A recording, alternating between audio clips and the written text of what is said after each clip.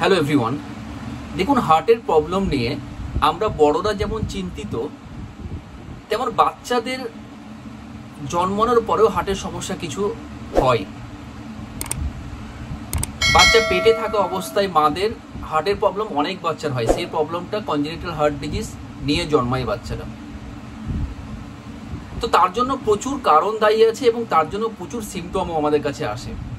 আজকে যে ব্যাপারটা নিয়ে আলোচনা করতে চাইছি, ভেরি ইম্পর্টেন্ট একটা টপিক, যে হার্টে জন্মের পর যদি বাচ্চার হার্টে ফুটো থাকে বা কনজেনিটাল হার্ট ডিজিজ যেটা নাম আছে, সেটা যদি হয় তাহলে তার মা বা গার্জেন কি করে চিনবে যে বাচ্চার হার্টে ফুটো বা কনজেনিটাল হার্ট ডিজিজ আছে উইদাউট এনি ইনভেস্টিগেশন, মানে কোনো পরীক্ষা নিরীক্ষা ছাড়া বাড়িতেই কিভাবে চেনা যাবে যে হার্টে ফুটো আছে বাচ্চাটার।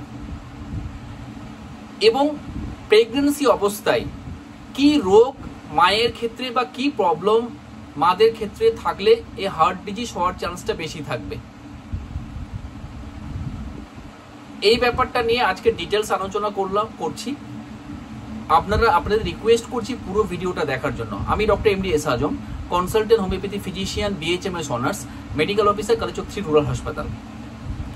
দেখুন, হার্টের জন্মের পরে প্রচুর বাচ্চা আমাদের হার্টের প্রবলেম ইদানিং দিনকে দিন প্রচুর বাচ্চা আমাদের কাছে নিয়ে আসে এবং প্রচুর বাচ্চা আরপিএস কে থ্রুতে রেফারও হয় এবং প্রচুর বাচ্চা অপারেশনও করে আসে। শুধু শিশু সাথী আন্ডারে বা কেন, এবং প্রাইভেট সেক্টরেও প্রচুর বাচ্চার অপারেশন হয়, কিন্তু তার সাথে স্বাস্থ্যসাথী কার্ডেও প্রচুর বাচ্চার অপারেশন হয়। কিন্তু ইদানিং এত বেশি কেন এই প্রবলেমটা হচ্ছে সেটা নিয়ে আজকে আলোচনাও করব। যে ইদানিং দিনকে দিন যা সমস্যা হচ্ছে, হার্টে ফুটো কিন্তু দিনকে দিন প্রচুর হারে আমাদের বাড়ছে বাচ্চাদের ক্ষেত্রে। জন্মের পরে প্রচুর বাচ্চা মারাও যাচ্ছে, যদি সিভিয়ার কিছু হার্টের প্রবলেম থাকে প্রচুর বাচ্চা এক্সপায়ারও কিন্তু হচ্ছে। তো প্রথম যে ব্যাপারটা নিয়ে আলোচনা করব, যে একটা মা বা তার বাবা বা তার গার্জেন কি করে চিনতে পারবে যে বাচ্চার হার্টে ফুটো বা কনজেনিটাল হার্ট ডিজিজ আছে। প্রথম যে ইম্পর্টেন্ট সিমটম, আমি টোটাল 10টা সিমটম নিয়ে আলোচনা করব, যে টোটাল 10 রকম সিমটম আছে, যে সিমটমগুলো ভেরি ইম্পর্টেন্ট হার্টে ফুটো বা কনজেনিটাল হার্ট ডিজিজের জন্য দায়ী। প্রথম যে ইম্পর্টেন্ট সিমটমটা আমাদের কাছে চেনার জন্য, সব হার্টে ফুটো চেনার জন্য সব থেকে ইম্পর্টেন্ট যেটা সিমটম, যে বাচ্চার ব্লুইশ কালার হয়ে যাবে, বাচ্চার রংটা নীল কালার হবে। স্পেশালি কোন জায়গা, সেন্টার লিপ, ঠোঁটটা, টাংটা, ফেসটা, স্পেশালি কোন টাইমটাতে হবে, যখন বাচ্চা দুধ খাবে বা কান্না করবে। জন্মের পরেই যখন যদি আমরা দেখতে পাই যে বাচ্চা কান্না করছে বা বাচ্চা দুধ যখন খায়, মায়ের যখন দুধ খায়, তখন বাচ্চার ঠোঁট যদি এবং তার সাথে সাথে জিভ এবং তার সাথে সাথে বাচ্চার যদি ফেসটা নীল কালার হয়ে যায়, তাহলে ভাবতে হবে যে বাচ্চার ডেফিনেটলি হার্টের কোনো প্রবলেম হচ্ছে। এই নীল কালারটাকে আমরা সাইনোসিস বলা হয়। যদি দেখা যায় যে ঠোঁট বা টাং বা ফেস যদি হয়, সেটাকে সেন্ট্রাল সাইনোসিস বলা হয়। আর পেরিফেরাল সাইনোসিস যদি হাতের আঙ্গুলে হয় বা হাতের রিজনে হয় বা পায়ে হয়, তাহলে সেটাকে পেরিফেরাল সাইনোসিস বলা হয়। তো সেন্ট্রাল সাইনোসিসটা ভেরি ইম্পর্টেন্ট। যদি জন্মের পরে বাচ্চার দেখতে পাই, তাহলে অবশ্যই হার্টের কোনো সমস্যা বা হার্টে ফুটো নিয়ে বাচ্চা জন্মিয়েছে, এটা চেনার সব থেকে একটা ইম্পর্টেন্ট সিমটম, সেটা হচ্ছে 1 নাম্বার। তার সাথে কি হচ্ছে, তার সাথে ব্লুইশ হ্যান্ড এবং ফিট হয়। নর্মালি এটা কখন হয়, বাচ্চা জন্মের পরে কিন্তু হাত এবং পা কিন্তু ব্লুইশ থাকে, কিন্তু সেন্ট্রাল সাইনোস যেটা লিভ এবং টাঙের কথা যেটা বললাম, সেটা কিন্তু নর্মাল থাকে না। এটা থাকা মানেই আমরা ভেবে নিতে হবে যে বাচ্চার হার্টের সমস্যা হচ্ছে। এবার দ্বিতীয় সমস্যা হচ্ছে ব্রিথিং ডিফিকাল্টি। তার মানে কি, শ্বাস প্রশ্বাসের অসুবিধা বাচ্চারা কিন্তু নিয়ে আসবে। প্রত্যেক গার্জেন, তার বাবা মা কিন্তু বুঝতে পারবে যে বাচ্চার শ্বাসের অসুবিধা হচ্ছে। কি হয়, ব্রিথিং ডিফিকাল্টি হয়। এমনকি যদি বাচ্চা চুপচাপ শুয়ে থাকে তখনই ব্রিথিং ডিফিকাল্টি হয়। সাধারণত দেখা যায় বাচ্চারা যদি কান্না করে বা বাচ্চারা যদি দুধ খায়, তখনই কিন্তু শ্বাসটা বেশি বেশি নেয়, কারণ তখন সার্কুলেশনটা আমাদের বেড়ে যায়, তখনই শ্বাস হয়, তখনই কিন্তু বেশি বেশি করে শ্বাস প্রশ্বাসটা বেড়ে যায়। কিন্তু যদি দেখা যায় বাচ্চা ঘুমাচ্ছে চুপচাপ, কাম এবং কোয়েট অবস্থায় আছে, কোনো শান্তশিষ্ট অবস্থায় যদি ব্রিথিং ডিফিকাল্টি হয়, তাহলে ভেবে নিতে হবে জন্মের পরে যে এই ধরনের সমস্যা আসা মানে কিন্তু ভাবতে হবে যে নিশ্চয়ই হার্টের কোনো কনজেনিটাল জন্মগত কোনো ত্রুটি বা ফুটো বা কনজেনিটাল হার্ট ডিজিজ বাচ্চার ক্ষেত্রে আছে। তার সাথে কি থাকবে, তার সাথে যদি দেখা যায় বাচ্চার, এটাকে অ্যালিনাজাই বলা হয়, ফ্ল্যাপিং হয়, বারে বারে শ্বাস নেওয়ার সময় এটা আপ ডাউন যদি করে, তখনও কিন্তু একটা ইম্পর্টেন্ট সিমটম, এটা হার্টে ফুটো বা তার সাথে শ্বাসকষ্ট, ব্রেথিং ডিফিকাল্টির জন্য ইম্পর্টেন্ট একটা সিমটম।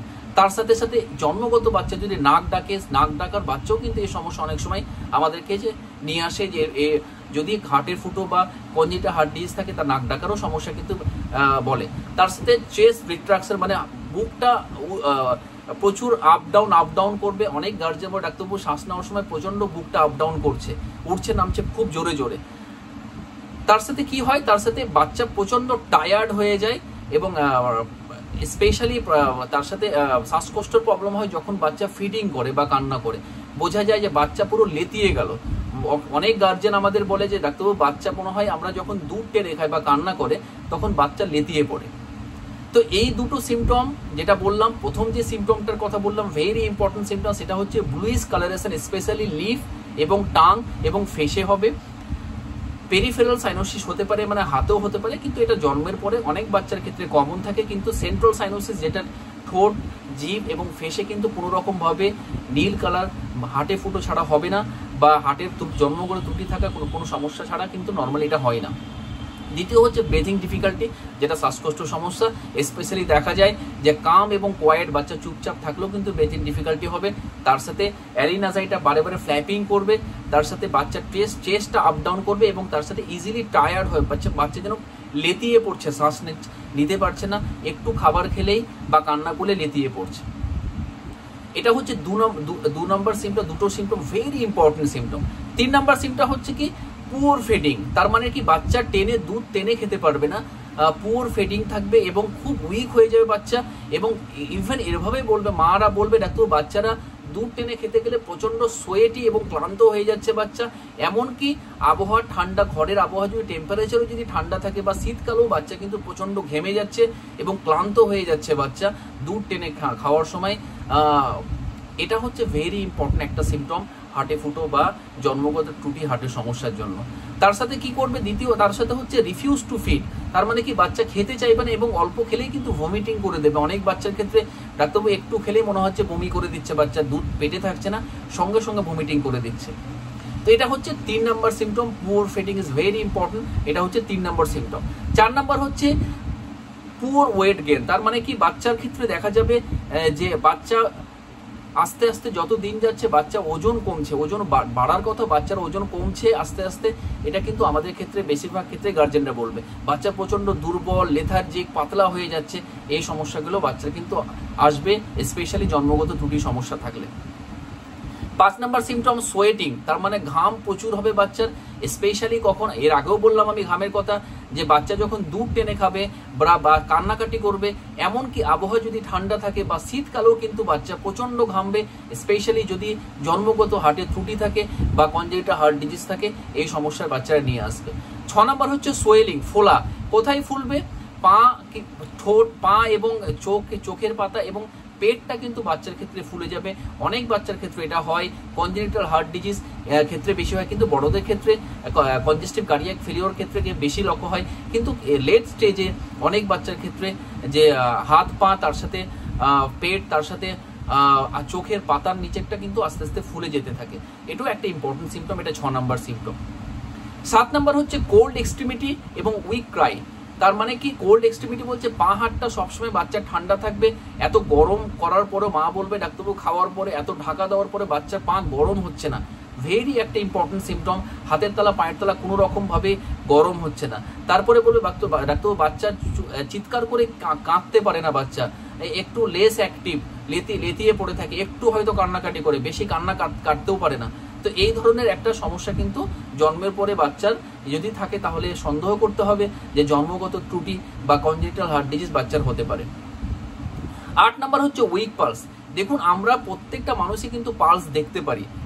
আমরা হাতে পালস দেখার সিস্টেম আমাদের রিস্ট জয়েন্টে জাস্ট নিচে একটু অ্যারাউন্ড দ্য থাম্বের নিচে জাস্ট আমরা আঙ্গুল, 3টে আঙ্গুল ফিঙ্গার আস্তে করে পুশ করলেই কিন্তু আমরা বুঝতে পারবো যে পালস কি। প্রত্যেকটা মানুষই মোটামুটি পালস আমরা দেখতে পারি। যদি দেখা যায় যে বাচ্চা জন্মগত হার্টের ত্রুটি আছে বা কনজেনিটাল হার্ট ডিজিজ আছে, সেই বাচ্চার পালস কিন্তু খুব ফিবল থাকবে, প্রচন্ড উইক, মনে হবে পালসটাই পাওয়া যাচ্ছে না, খুব দুর্বল পালস। তো সেই সমস্যা কিন্তু বাচ্চার ক্ষেত্রে, যারা জন্মগত ত্রুটি যে সমস্যা হার্টের আছে তাদের ক্ষেত্রে কিন্তু দেখা যাবে। 9 নম্বর পয়েন্ট হচ্ছে আনইউজুয়াল হার্টবিট বা মারমার। মা যদি বাচ্চার বুকে যদি কান লাগায় তাহলে একটা প্রচন্ড জোরে জোরে বুক ধকধক একটা ইরেগুলার একটা হার্টবিটের মতো মা বলবে, ডাক্তার আমি যখন বুকে কান লাগাচ্ছি তখন প্রচুর জোরে জোরে সাউন্ড শুনতে পাচ্ছি এবং ইরেগুলার, মানে সমানভাবে না, লাভ ডুপ লাভ লাভ ডুপ এভাবে কিছু লাভ ডুপ করতে করতে আবার অনেক জোরে হতে শুরু করলো। এই ধরনের সমস্যা কিন্তু মা কমপ্লেন কিন্তু করতে পারে বা গার্জেনরা কমপ্লেন করতে পারে। 10 নম্বর পয়েন্ট হচ্ছে এক্সেসিভ স্লিপিং এবং তার সাথে ইরিটেবিলিটি। বাচ্চা সবসময় যেন ঘুমিয়ে আছে, সবসময় যেন উইক হয়ে আছে, একটুতেই বাচ্চা কান্নাকাটি শুরু করছে, একটুতেই বাচ্চা ইরিটেবিলিটি খিটখিটের মতো কান্নাকাটি করছে, খেলেও শান্তি হয় না, ঘুমালেও শান্তি হয় না, নিয়ে ঘুরলেও শান্তি হয় না, এভাবে একটা হিস্ট্রি রোগীরা কিন্তু আমাদের ক্ষেত্রে স্পেশালি জন্মগত হাতের ত্রুটি বা কনজেনিটাল হার্ট ডিজিজ সমস্যা নিয়ে আমাদের দেবে। তো টোটাল যে 10টা পয়েন্ট বললাম, ভেরি ভেরি ইম্পর্টেন্ট 10টা পয়েন্ট, এই পয়েন্ট ছাড়া কোনো সমস্যা কিন্তু আর থাকবে না। যদি এই সমস্যার মধ্যে আপনারা পান তাহলে অবশ্যই আপনি কনফার্ম হবেন যে আপনার বাচ্চা কোনো একটা হার্টের সমস্যা বা জন্মগত ত্রুটি হার্টের সমস্যা বা কনজেনিটাল হার্ট ডিজিজ নিয়ে ভুগছে।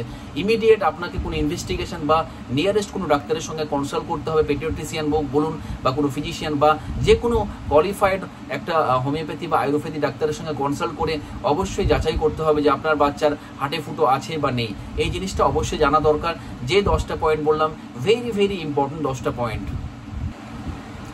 এই 10টা পয়েন্ট যদি আমি পাই তাহলে কিছু ইনভেস্টিগেশন আছে, সেই ইনভেস্টিগেশনগুলো আমরা নিজেও করতে পারি বা ডাক্তারের পরামর্শ কিন্তু ডাক্তারবাবু এই রিপোর্টগুলো বা আদার কোনো রিপোর্ট দেয় তাহলে করতে হবে। আমার যদি মনে হয়, আমার যদি সাসপেক্ট হয় যে এই সমস্যা আমার হচ্ছে, তাহলে আমি নিজেই একটা সেলফ টেস্ট কিন্তু ল্যাবরেটরি থেকে আমি করে নিতে পারি। কি টেস্ট, যেমন প্রয়োজন বাড়িতে বসে একটা টেস্ট হয়, যে টেস্টটা করলে আপনি কিন্তু কনফার্ম হতে পারবেন যে আপনার বাচ্চার হার্টে সমস্যা হচ্ছে নাকি। যেমন পালস অক্সিমিটার, আমরা কোভিডের টাইমে প্রত্যেকটা মানুষই কিন্তু কিনেছি, যে আঙ্গুলটা পালস অক্সিমিটারে ঢুকিয়ে, যেরকম আমাদের পালস অক্সিমিটার কিভাবে ঢুকিয়ে কিছুক্ষণ রাখার পরে 1 মিনিট 2 মিনিট রাখার পরে অক্সিজেনটা কত হচ্ছে সেটা আমাদের কিন্তু বলে দেবে। যদি 90%-এর নিচে অক্সিজেন থাকে তাহলে ভেবে নিতে হবে যে এটা হার্টের সমস্যা হচ্ছে। সাধারণত কনজেনিটাল হার্ট ডিজিজ বা জন্মগত হাতের ত্রুটির জন্য দেখা যায় 75 থেকে 80% হয়তো অক্সিজেন কিন্তু থাকে, সেটা কিন্তু সমস্যা। যদি 90% নিচে থাকে তাহলে ভেবে নিতে হবে যে পালস অক্সিমিটারে দেখে বুঝতে পারা যাবে যে অবশ্যই অক্সিজেন লেভেলটা কিন্তু কম হচ্ছে। সেটা বাড়িতে বসেই কিন্তু আমরা কনফার্ম করতে পারবো। দ্বিতীয় হচ্ছে কি, চেস্ট এক্সরে আমি একটা করতে পারি। আশেপাশে যে কোনো জায়গায়, আমার বাড়ির আশেপাশে প্রত্যেকটা মানুষের বাড়ির আশেপাশে একটা ল্যাবরেটরি এক্সরে কিন্তু হয়। চেস্ট এক্সরে করলে স্পষ্ট বোঝা যাবে যে হার্টের সাইজটা কিন্তু বড় হচ্ছে এবং লাংসের ভাস্কুলারিটিটা কিন্তু বেশি হচ্ছে। 3 নম্বর হচ্ছে একটা ইসিজি আমি করতে পারি। ইসিজি করলে কিন্তু আমি একটা ওখানে ইলেকট্রিক্যাল ডিফেক্ট আমি দেখতে পাবো, একটা ওখানে পরিষ্কার বলবে ইসিজিতে ইমপ্রেশনে যে কিছু একটা প্রবলেম নিশ্চয়ই হচ্ছে। 3 নম্বর হচ্ছে আমি একটা ইকোকার্ডিওগ্রাফি করলে সব থেকে বেশি confirm report echocardiography is a best এবং পারফেক্ট রিপোর্ট আমি পাবো যে আমি হার্টে ফুটো আছে নাকি এবং কি ধরনের ফুটো এবং কি সমস্যা, কি কত দূর গিয়েছে। ইকোকার্ডিওগ্রাফি সব থেকে ইম্পর্টেন্ট এবং best test for diagnosis of congenital heart disease বা জন্মগত হার্টের ত্রুটির জন্য জানার জন্য। লাস্টে যেটা শেষের দিকে হয় কার্ডিয়াক এমআরআই অনেক সময় হয় বা সিটি স্ক্যান, এটা হাই লেভেলের টেস্ট ডাক্তাররা সাধারণত লিখে। কিন্তু এই 2-3টা টেস্ট স্পেশালি বাড়িতে একটা পালস অক্সিমিটার আপনি রাখতে পারেন বা যে কোনো দোকান থেকে, হেলথের দোকান 300 থেকে 400 টাকা দাম, পালস অক্সিমিটার আপনি দেখে নিতে পারবেন যে আপনার বাচ্চার হার্টের সমস্যা যে হয়েছে তার জন্য আপনার অক্সিজেন লেভেলটা কত আছে সেটা দেখেই কিন্তু আমি কনফার্ম করতে পারবো।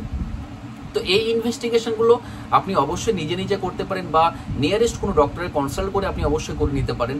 অবশ্যই এই যদি 10টা সিমটম থাকে প্লিজ আপনি অ্যাভয়েড করবেন না এবং বাড়িতে না থেকে নিয়ারেস্ট কোনো পেডিয়াট্রিশিয়ান হোক বা নিয়ারেস্ট কোনো ফিজিশিয়ান হোক বা নিয়ারেস্ট এনি কোয়ালিফাইড হোমিওপ্যাথি বা আয়ুর্বেদিক ডাক্তার হোক না কেন, অবশ্যই তাদের সঙ্গে কথা বলুন।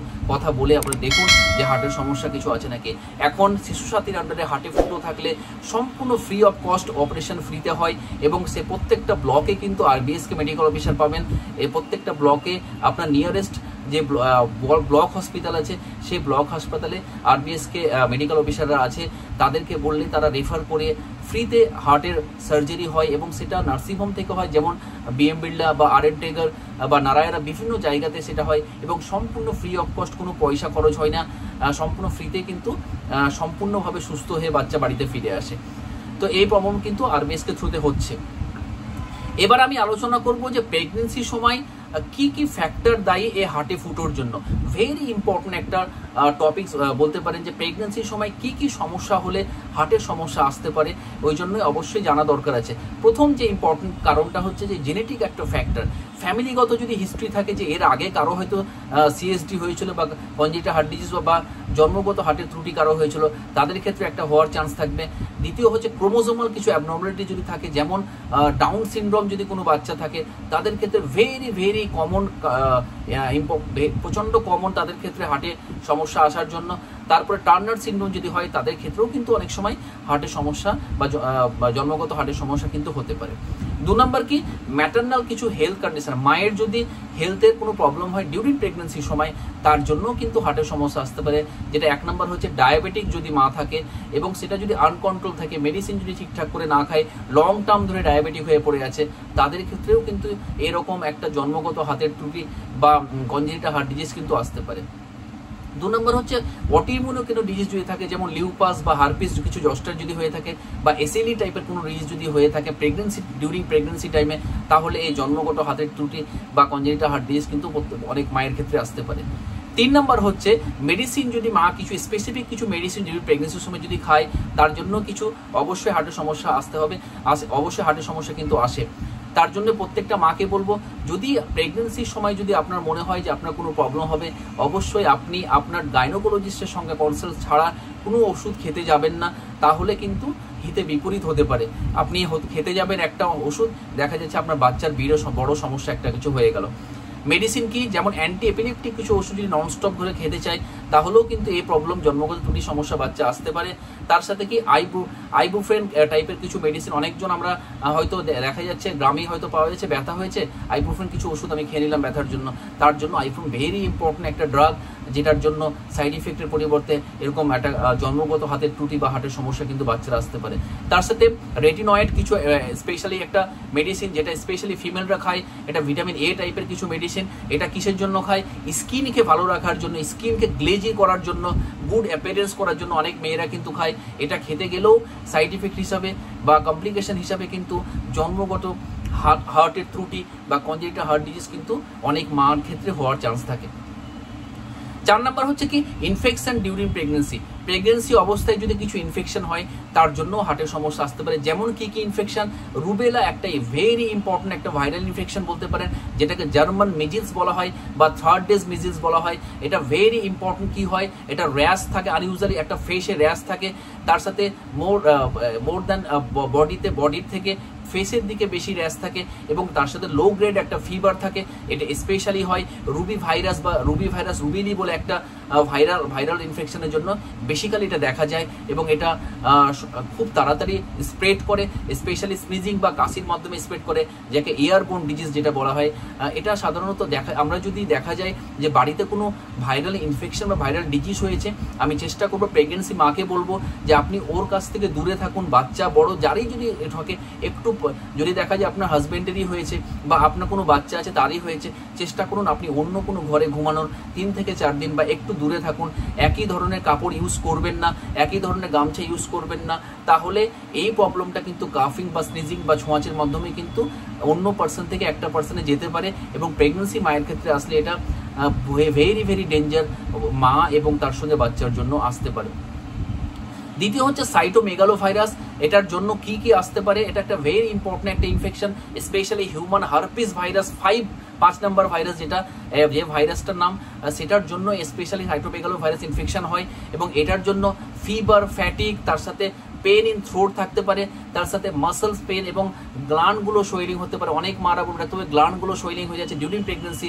যদি এরকম মনে হয় ইমিডিয়েটলি আপনি ডাক্তারের সঙ্গে কনসাল্ট করুন। আপনার নিয়ারেস্ট কোনো গাইনোকোলজিস্ট যাকে দেখাচ্ছেন আপনি অবশ্যই কনসাল্ট করা দরকার এবং যদি বাড়ির কারো এরকম হয়ে থাকে তার কাছ থেকে অবশ্যই দূরে রাখুন বা তাকে দূরে পাঠান। তাহলে না হলে এটা কিন্তু কমপ্লিটলি এয়ারবোর্ন ডিজিজ, এটা ন্যাজাল সোয়াব বা ন্যাজাল ডিসচার্জ, তার সাথে আপনার কাশি, তার সাথে স্নিজিং এর মাধ্যমে কিন্তু এটা আস্তে একদিক থেকে অন্যদিকে ছড়াতে পারে। তো এটা ভেরি ইম্পর্টেন্ট, সাইটোমেগালোভাইরাস এটা ভেরি ইম্পর্টেন্ট। এটার জন্য স্পেশালি হার্টের সমস্যা বা কনজেনিটাল হার্ট ডিজিজ কিন্তু হতে পারে। তারপর টক্সোপ্লাজমোসিস ইজ ভেরি প্যারাসাইটিক, এটা কমপ্লিটলি একটা ইনফেকশন। এটা স্পেশালি টক্সোপ্লাজম গন্ডাই বলে একটা প্যারাসাইট আছে, তার জন্য স্পেশালি এটা দেখা যায়। ডিউরিং প্রেগনেন্সির সময় এটা স্পেশালি দেখা যায়। যদি এটা এই সমস্যা যদি হয়, টক্সোপ্লাজমোসিস যদি প্রেগনেন্সির সময় দেখা যায়, তাহলেও কিন্তু জন্মগত হার্টের ত্রুটি বা তার সাথে বা কনজেনিটাল হার্ট ডিজিজ কিন্তু হওয়ার চান্সটা বেশি থেকে যায় প্রত্যেকটা মায়ের ক্ষেত্রে। তো ইনফেকশন, এই তিনটে ইনফেকশন ইজ ভেরি ইম্পর্টেন্ট। মাদের ক্ষেত্রে যদি থাকে তাহলে ভেরি ভেরি ইম্পর্টেন্ট হওয়ার চান্স থাকে। 4 নম্বর হচ্ছে সিফিলিস। এটা স্পেশালি সেক্সুয়াল ট্রান্সমিটেড ডিজিজ বা সেক্সুয়াল ট্রান্সমিটেড ইনফেকশন থেকে হয়। এটা সাধারণত হাজব্যান্ড থেকে আসে। যে ওই সময়টা আমরা বলবো প্রেগনেন্সি যদি হয়ে যায় তাহলে ইন্টারকোর্স থেকে বিরত থাকুন। যদি ইন্টারকোর্স অন্তত যদি কিছুদিন পর, তাহলে অবশ্যই প্রোটেকশন নিয়ে ইন্টারকোর্স করাটা সব থেকে বেশি ভালো, না হলে ইনফেকশন ছড়ানোর চান্স কিন্তু বেশি থাকবে।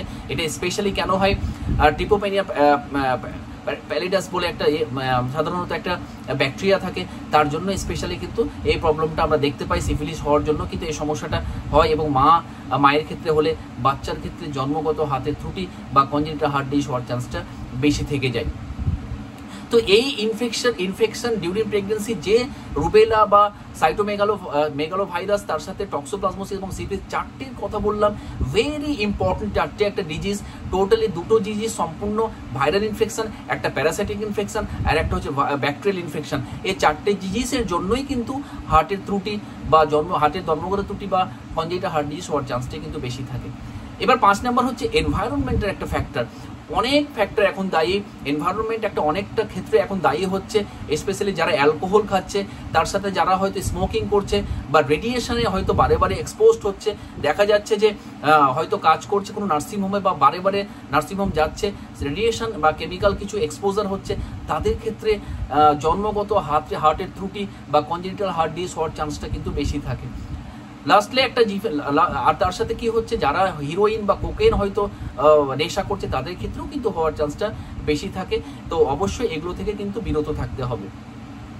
লাস্টলি নিউট্রিশনাল ডিফেক্ট, তার মানে কি ফলিক অ্যাসিড ডেফিসিয়েন্সি একটা ভেরি ইম্পর্টেন্ট একটা ফ্যাক্টর, যেটার জন্য হার্টের জন্মগত হার্টের ত্রুটি বা কনজেনিটাল হার্ট ডিজিজ কিন্তু হওয়ার চান্সটা আমরা দেখেছি যে অনেকজনের ক্ষেত্রে আমরা দেখতে পাই যে এই সমস্যা হলেও কিন্তু সব থেকে বেশি আমরা দেখতে পাই। তো টোটাল যে ব্যাপারটা নিয়ে আলোচনা করলাম যে সিমটম কি কি থাকতে পারে, তার সাথে সাথে আপনার টোটাল 10টা সিমটম যে আছে, তার সাথে ইনভেস্টিগেশন আমি বাড়িতে বসে কি করব, তার সাথে আমি টোটাল 6টা যে পয়েন্ট ডিউরিং প্রেগনেন্সির সময় মায়ের যে ফ্যাক্টরগুলোর জন্য হার্টে ফুটো বা কনজেনিটাল হার্ট ডিজিজ দায়ী, সেই ফ্যাক্টরগুলো নিয়ে আলোচনা করলাম। Very very important. যদি এরকম মনে হয় তাহলে অবশ্যই আপনি আপনার ডাক্তারের সঙ্গে কনসাল্ট ডেফিনেটলি করুন। কনসাল্ট না করলে কিন্তু আপনার বাচ্চার হার্টে ফুটো বা হার্টে সমস্যা হওয়ার চান্সটা বেশি থাকবে। ডিউরিং প্রেগনেন্সির সময় অবশ্যই বলবো প্রত্যেকটা মাকে যে ফিটাল ইকো করান বা অ্যানোমালি টেস্টের পরও স্পেশালি ফিটাল ইকো প্রত্যেকটা গার্জেনের, প্রত্যেকটা মায়ের করা জরুরি আছে। তার কারণ হচ্ছে যদি সিরিয়াস কন্ডিশন কিছু বাচ্চার হয় তাহলে সেটা আগে থেকেই প্রিকশনস বা ব্যবস্থা নেওয়া যাবে। তো fetal echo is very very important যে ডিউরিং প্রেগনেন্সি। স্পেশালি এটা কখন হয়, 20 সপ্তাহ থেকে 22 সপ্তাহের মধ্যে এটা দেখা যায়। তার মানে এটা কি, তার মানে ঠিক 5 থেকে 6 মাস, 4 থেকে 5 মাসের মধ্যে যদি আমরা এটা করি তাহলে অবশ্যই কিন্তু আমি জানতে পারবো যে হার্টের কোনো রোগ, বড় সমস্যা কিছু আছে নাকি। ডিউরিং প্রেগনেন্সির সময় আগে থেকে কিন্তু জানা যায় এবং তার জন্য প্রিকশনস বা সাবধান কিন্তু আমাকে অবশ্যই আমি মেনটেন করতে পারবো। এবার আমি লাস্টলি একটা জিনিস নিয়ে আলোচনা করব যে আমার কি করা প্রয়োজন প্রেগনেন্সির সময়ে, তার জন্য কিন্তু আমাকে হার্টের সমস্যা হবে না, আমার প্রিকশনস কি নেওয়া উচিত। প্রথমত যে ইম্পর্টেন্ট যেটা করবো, যদি দেখা যায় জেনেটিক এই প্রবলেম আমার থাকে কারো, তাহলে অবশ্যই ডাক্তারকে গিয়ে আমি শেয়ার করতে হবে, ডাক্তারবাবু আমার ফ্যামিলিতে এরকম হার্টের সমস্যা কারো হয়েছিল, তার জন্য কিন্তু আমাকে আগে থেকে যদি আমাকে গাইনোকোলজিস্টকে আলোচনা করতে হবে, তাহলে আমাকে আগে থেকে কিছু একটা অ্যাডভাইস দেবে বা মেডিসিন কিছু দেবে। ক্রোমোসোমাল অ্যাবনর্মালিটি যদি বাচ্চার এরকম থাকে তাহলে সেটা নিয়েও আলোচনা করতে হবে। যদি ম্যাটার্নাল কিছু প্রবলেম, হেলথ কন্ডিশন বা ডায়াবেটিক বা অটোইমিউন কিছু ডিজিজ যদি থাকে, আগে থেকে ডাক্তারের সঙ্গে কনসাল্ট করতে হবে। তার সাথে সাথে ফুড, আমাকে diet maintain is very important, exercise একটু করতে হবে, আগে থেকে কিন্তু আমাকে প্রিকশনস নিতে হবে। তার সাথে আমি যদি প্রেগনেন্সির সময় কোনো ওষুধ খাই, সেটা অবশ্যই ডাক্তারবাবুর সঙ্গে আমাকে ডিসকাস করতে হবে যে এই ওষুধগুলো আমি খাই, সেই হিসাব অনুযায়ী গাইনোকোলজিস্ট যদি আমাকে অ্যাডভাইস দেয় আমি খাবো, না হলে কি তার পরিবর্তে নিশ্চয়ই কিছু একটা ব্যবস্থা ডাক্তারবাবু করে দেবে।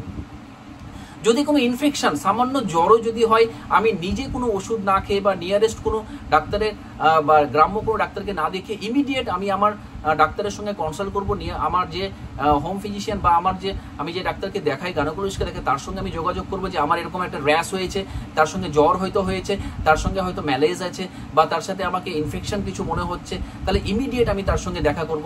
ঘন ঘন কাশি বা হাঁচি হচ্ছে, সেটা নিয়ে আমি ইমিডিয়েট ডিসকাস করব।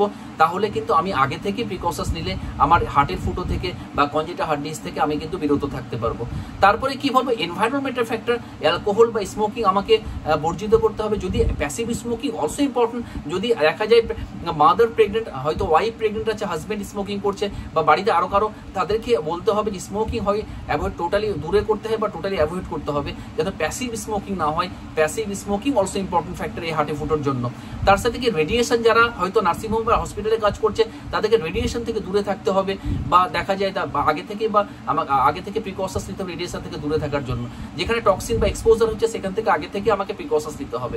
এবং নিউট্রিশনের ব্যাপারে বলবো যে প্রথম থেকে ডাক্তারের অ্যাডভাইস অনুযায়ী ফলিক অ্যাসিড আমাকে বা আয়রন আমাকে অবশ্যই খেতে হবে। না খেলে কিন্তু এই প্রবলেমগুলো আস্তে আস্তে সমস্যা কিন্তু আস্তে আস্তে খারাপ হবে। তো যত দিন যাচ্ছে আজকে হার্টের সমস্যা, কিন্তু হার্টে ফুটের সমস্যা বাড়ার কারণটাই হচ্ছে এই যে এনভায়রনমেন্টাল ফ্যাক্টর সব থেকে ইম্পর্টেন্ট ফ্যাক্টর যত ফ্যাক্টরের মধ্যে। কারণ রোগ হলেও জানতে পারবো এনভায়রনমেন্টাল ফ্যাক্টর সব থেকে ইম্পর্টেন্ট, এবং নিউট্রিশনাল ফ্যাক্টর সব থেকে ভেরি ভেরি ইম্পর্টেন্ট হার্টের ফুটোর জন্য দায়ী। কিন্তু তার আমরা যদি প্রথম থেকে প্রিকশনস নিই তাহলে অবশ্যই একটা সুস্থ সবল বাচ্চা পৃথিবীতে আসবে, এবং বাচ্চা ডেফিনেটলি হার্টের ফুটো থেকে কিন্তু দূরে থাকবে। তো আমরা যদি একটু সচেতন হব, আমরা অবশ্যই প্রত্যেকটা মানুষকে সচেতন হওয়া দরকার যে একটা প্রেগনেন্সি নেওয়ার আগে অবশ্যই একটা গাইনোকোলজিস্ট বা একটা কোয়ালিফাইড ডাক্তারের সঙ্গে কনসাল্ট করে আমি প্রেগনেন্সিটা নিলে তাহলে এই সমস্যা থেকে কিন্তু দূরে থাকবো। ডাক্তার যা যা অ্যাডভাইস দেবে, যা যা টেস্ট দেবে, প্রত্যেকটা টেস্ট প্রেগনেন্সির সময় করা উচিত। তার কারণ হচ্ছে প্রেগনেন্সির সময় যদি কোনো টেস্ট মিস হয় তাহলে সেটা এফেক্টটা বাচ্চার উপরে চলে আসতে পারে। তো পুরো যে টপিক্সটা নিয়ে আলোচনা করলাম ভেরি ভেরি ইম্পর্টেন্ট টপিক্স। ভালো লাগলে অবশ্যই সবার মধ্যে শেয়ার করুন। এই টপিক্স নিয়ে প্রচুর কম ভিডিও আছে, আমি এই টপিক্সটা নিয়ে ডিটেলস আলোচনা করলাম। আপনারা অবশ্যই শেয়ার করুন, লাইক করুন, সাবস্ক্রাইব করুন, তাহলে অবশ্যই অন্য কোনো কেউ কিন্তু উপকৃত হবে। পুরো ভিডিও দেখার জন্য ধন্যবাদ। সবাই ভালো থাকুন, সবাই সুস্থ থাকুন, আপনার বাচ্চার জন্য অবশ্যই পৃথিবীতে সুস্থ অবস্থায় আসে। পুরো ভিডিও দেখার জন্য সবাইকে ধন্যবাদ।